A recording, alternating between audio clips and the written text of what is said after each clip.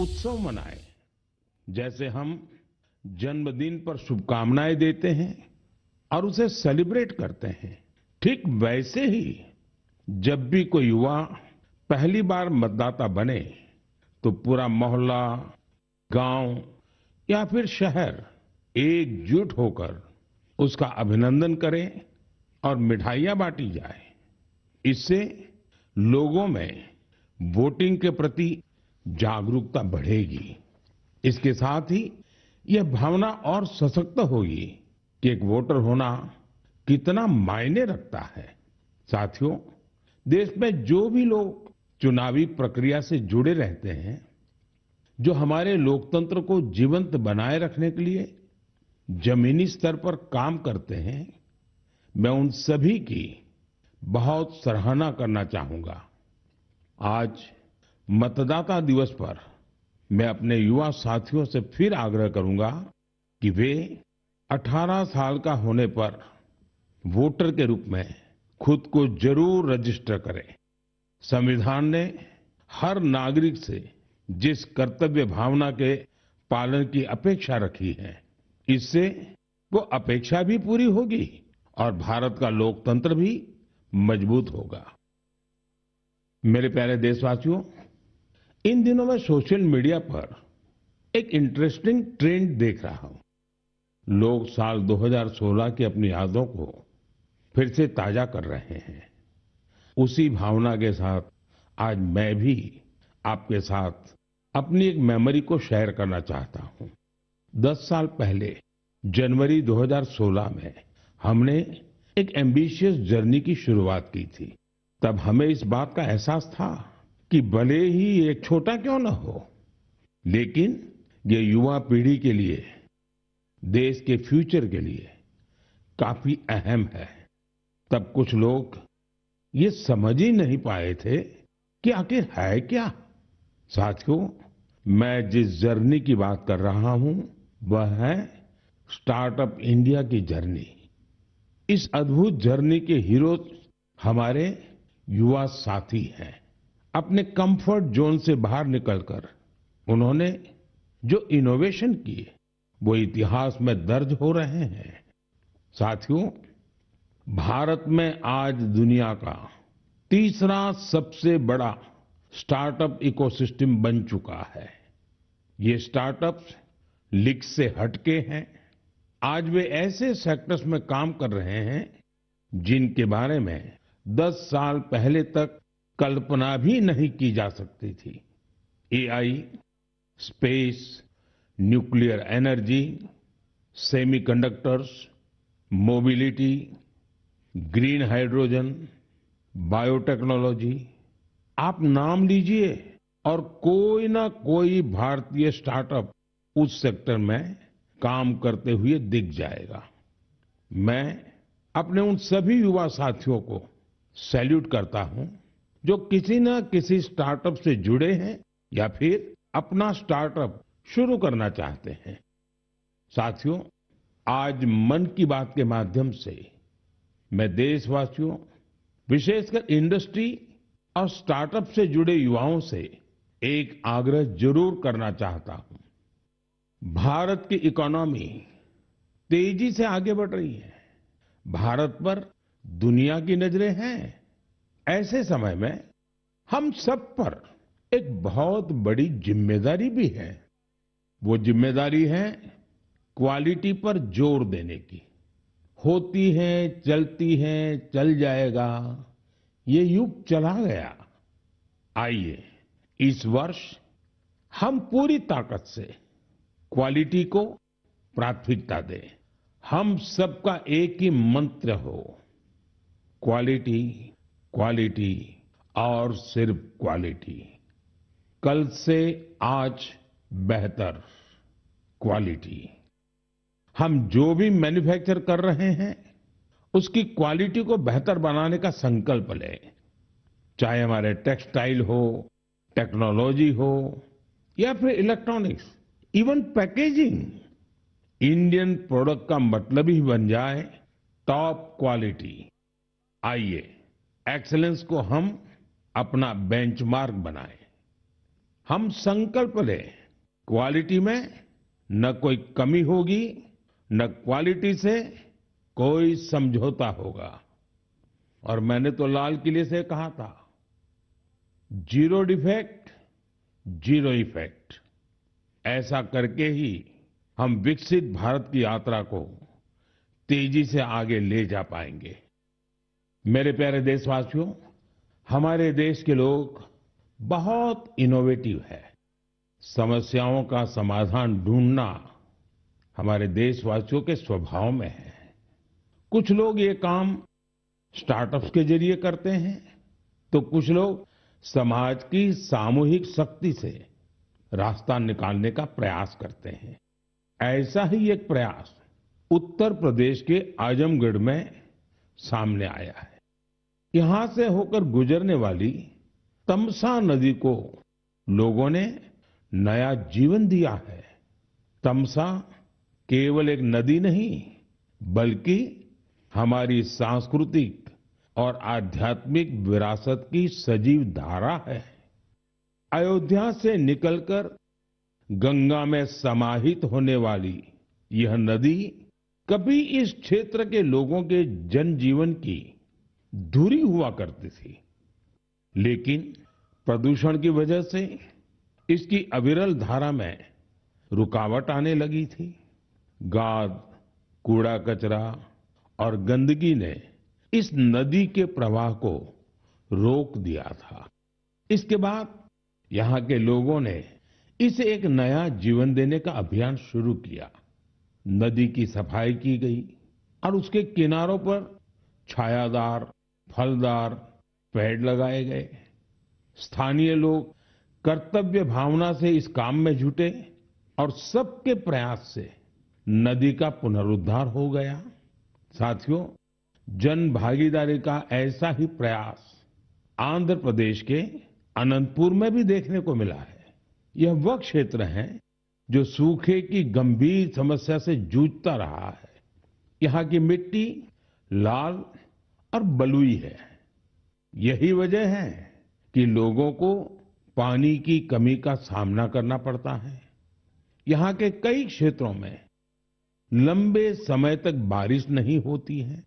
कई बार तो लोग अनंतपुर की तुलना रेगिस्तान में सूखे की स्थिति से भी कर देते हैं। साथियों, इस समस्या के समाधान के लिए स्थानीय लोगों ने जलाशयों को साफ करने का संकल्प लिया। फिर प्रशासन के सहयोग से यहाँ अनंत नीरू संरक्षणम प्रोजेक्ट, इसकी शुरुआत हुई। इस प्रयास के तहत 10 से अधिक जलाशयों को जीवनदान मिला है। उन जलाशयों में अब पानी भरने लगा है। इसके साथ ही 7,000 से अधिक पेड़ भी लगाए गए हैं। यानी अनंतपुर में जल संरक्षण के साथ साथ ग्रीन कवर भी बढ़ा है। यहाँ बच्चे अब तैराकी का आनंद भी ले सकते हैं। एक प्रकार से कहें तो यहाँ का पूरा इकोसिस्टम फिर से निखर उठा है। साथियों, आजमगढ़ हो, अनंतपुर हो या फिर देश की कोई और जगह, ये देखकर खुशी होती है कि लोग एकजुट होकर कर्तव्य भाव से बड़े संकल्प सिद्ध कर रहे हैं। जन भागीदारी और सामूहिकता की यही भावना हमारे देश की सबसे बड़ी ताकत है। मेरे प्यारे देशवासियों, हमारे देश में भजन और कीर्तन सदियों से हमारी संस्कृति की आत्मा रहे हैं। हमने मंदिरों में भजन सुने हैं, कथा सुनते वक्त सुने हैं और हर दौर ने भक्ति को अपने समय के हिसाब से जिया है। आज की पीढ़ी भी कुछ नए कमाल कर रही है। आज के युवाओं ने भक्ति को अपने अनुभव और अपनी जीवन शैली में ढाल दिया है। इसी सोच से एक नया सांस्कृतिक चलन उभर कर सामने आया है। आपने सोशल मीडिया पर ऐसे वीडियो जरूर देखे होंगे। देश के अलग अलग शहरों में बड़ी संख्या में युवा इकट्ठा हो रहे हैं। मंच सजा होता है, रोशनी होती है, संगीत होता है, पूरा तामझाम होता है और माहौल किसी कॉन्सर्ट से जरा भी कम नहीं होता है। ऐसा ही लग रहा है कि जैसे कोई बहुत बड़ा कॉन्सर्ट हो रहा है। लेकिन वहां जो गाया जा रहा होता है वो पूरी तन्मयता के साथ, पूरी लगन के साथ, पूरे लय के साथ, भजन की गूंज। इस चलन को आज भजन क्लबिंग कहा जा रहा है और यह खास तौर पर जैन जी के बीच तेजी से लोकप्रिय हो रहा है। यह देखकर अच्छा लगता है कि इन आयोजनों में भजन की गरिमा और शुचिता का पूरा ध्यान रखा जाता है। भक्ति को हल्केपन में नहीं लिया जाता, न शब्दों की मर्यादा टूटती है और न ही भाव की। मंच आधुनिक हो सकता है, संगीत की प्रस्तुति अलग हो सकती है, लेकिन मूल भावना वही रहती है। आध्यात्म का एक निरंतर प्रवाह वहां अनुभव होता है। मेरे प्यारे देशवासियों, आज हमारी संस्कृति और त्योहार दुनिया भर में अपनी पहचान बना रहे हैं। दुनिया के हर कोने में भारत के त्योहार बड़े उत्साह और उल्लास के साथ मनाए जाते हैं। हर तरह की कल्चरल वाइब्रेंसी को बनाए रखने में हमारे भारतवंशी भाई बहनों का अहम योगदान है। वो जहां भी हैं, वहां अपनी संस्कृति की मूल भावना को संरक्षित कर और उसे आगे बढ़ा रहे हैं। इसको लेकर मलेशिया में भी हमारा भारतीय समुदाय बहुत सराहनीय कार्य कर रहा है। आपको यह जानकर सुखद आश्चर्य होगा कि मलेशिया में 500 से ज्यादा तमिल स्कूल हैं। इनमें तमिल भाषा की पढ़ाई के साथ ही अन्य विषयों को भी तमिल में पढ़ाया जाता है। इसके अलावा यहाँ तेलुगु और पंजाबी सहित अन्य भारतीय भाषाओं पर भी बहुत फोकस रहता है। साथियों, भारत और मलेशिया के बीच ऐतिहासिक और सांस्कृतिक संबंधों को मजबूत करने में एक सोसाइटी की बड़ी भूमिका है। इसका नाम है मलेशिया इंडिया हेरिटेज सोसाइटी। अलग अलग कार्यक्रमों के साथ ही यह संस्था एक हेरिटेज वॉक का भी आयोजन करती है। इसमें दोनों देशों को आपस में जोड़ने वाले सांस्कृतिक स्थलों को कवर किया जाता है। पिछले महीने मलेशिया में लाल पाड़ साड़ी आइकॉनिक वॉक, इसका आयोजन किया गया। इस साड़ी का बंगाल की हमारी संस्कृति से विशेष नाता रहा है। इस कार्यक्रम में सबसे अधिक संख्या में इस साड़ी को पहनने का रिकॉर्ड बना, जिसे मलेशियन बुक ऑफ रिकॉर्ड्स में दर्ज किया गया। इस मौके पर ओडिसी डांस और बाउल म्यूजिक ने तो लोगों का दिल जीत लिया। मैं कह सकता हूं, साया बरबांगा डेंगान डियास्पोरा इंडिया दी मलेशिया, मेरे का मंबावा इंडिया दान मलेशिया, सेमाकेन टापा। मलेशिया के हमारे भारतवंशियों को मेरी बहुत बहुत शुभकामनाएं। मेरे प्यारे देशवासियों, हम भारत के किसी भी हिस्से में चले जाएं, वहां हमें कुछ न कुछ असाधारण, अभूतपूर्व होते हुए जरूर दिख जाता है।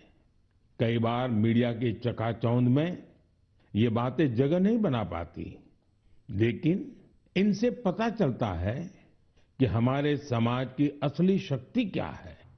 इनसे हमारे उन वैल्यू सिस्टम्स की भी झलक मिलती है जिनमें एकजुटता की भावना सर्वोपरि है। गुजरात में बेचरा जी के चंदन की गांव की परंपरा अपने आप में अनूठी है। अगर मैं आपसे कहूं कि यहाँ के लोग, विशेषकर बुजुर्ग, अपने घरों में खाना नहीं बनाते, तो आपको हैरत होगी। इसकी वजह गांव का शानदार कम्युनिटी किचन।